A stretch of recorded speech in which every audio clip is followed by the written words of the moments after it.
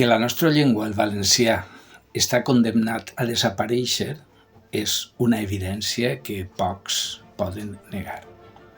La qüestió és si podem aconseguir que aquesta desaparició no siga total, si podem aconseguir que la nostra llengua romanga com una part de la nostra cultura, de la nostra identitat i almenys entre nosaltres continue viva.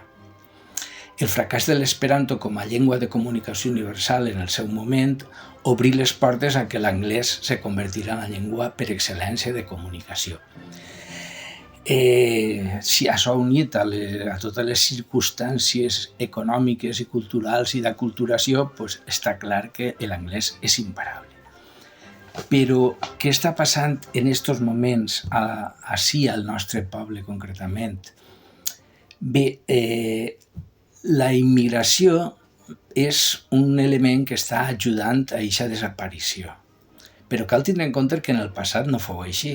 Recorde, quan era xicotet, anar al bar en mon pare, quan anàvem a esmorzar, i n'hi havia gent que venia, gent castellana que venia així a treballar, a buscar-se, a guanyar-se la vida, i els anomenaven xurros, manchegos, i aquesta gent ràpidament aprenia el valencià perquè estava en una situació d'immersió, rodejats de gent que parlava valencià i, a més, si volien pertànyer, si volien ser inclusius, estar dins del grup, tenien que aprendre el valencià.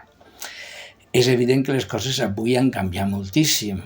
És tan trist que dues persones valencianoparlants, quan se troben en una ciutat mitjana o gran, s'adrecen una a l'altra en castellà, perquè com no saben si l'altre parla valencià, s'adrecen en castellà i poden mantenir una conversa sense adonar-se'n que els dos parlen valencià i els dos la podrien fer en valencià. Lo qual demostra la gravetat del problema. Però, claro, el problema està en que nosaltres no valorem la nostra llengua com cal, no li donem el valor que realment té, perquè és la nostra herència, és el que els nostres avantpassats ens han deixat, és el que ens ha format, és la nostra identitat, és la nostra cultura. I això, per desgràcia, no ho valorem com toca. Així, estem en una situació, en un fenomen de submissió lingüística. Quan una persona ens parla en castellà, automàticament li responem en castellà, sense tan sols intentar mantenir la nostra llengua, encara que siga mínimament, i veure si aquesta persona és capaç d'entendre-nos o és capaç fins i tot de parlar valencià. En la immigració i tot el fenomen multicultural que estem vivint, clar, la situació s'agreuja, perquè quan arriba gent immigrant que potser ni siquiera parla castellà, no parla ni castellà ni valencià ni parla res, però per defecte ja li parlem sempre en castellà. Cal pensar que igual que aprenen una llengua podien aprendre l'altra, i no val a dir que una és més important que l'altra, perquè si entrem en aquesta dinàmica, l'anglès és més important que el castellà. Aprenem directament anglès i ja està, i no passa res. Per tant, jo entenc que caldria fer un xicotet esforç per la nostra llengua, per la nostra identitat, per la nostra cultura. I aquest esforç passaria per intentar sempre mantenir la nostra llengua. I perquè, fixeu-vos, sabeu tots que n'hi ha molta gent que viu, que és originària d'ací i parla castellà, que viu molts anys ací i segueix parlant castellà. I no s'han pres la molèstia d'intentar parlar la nostra llengua i de vegades, en casos més extrems, ni siquiera d'entendre-la, el qual ja és greu.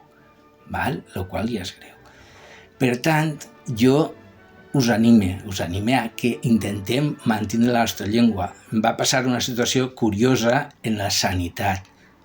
Una doctora era sud-americana, vaig estar parlant amb ella jo tot el rato en valencià, ella per supost en castellà, i al final la vaig felicitar perquè me va atendre parlant jo la meva llengua. Quan ella realment, no sé si portava així com a 4 o 5 anys, no portava més anys, i ella sí que feia l'esforç d'entendre, i és més, m'ho va agrair perquè així ella podia entendre, era una forma de... Clar, si no es parlem mai en valencià, doncs ens donem l'oportunitat d'aprendre la nostra llengua. Per tant, crec que cal fer un esforç. I finalment, doncs, una xicotiua demostració empírica. Val? Si jo, a la gent que esteu escoltant o veient aquest vídeo, si jo vos parlo en anglès, possiblement molts de vosaltres no conegueu l'anglès i direu, no vaig entendre el que me dius. Però aquesta demostració empírica servirà per a fer-vos veure que sí que me podeu entendre. Per exemple, si jo dic ara en anglès, I'm thirsty, I need to drink something.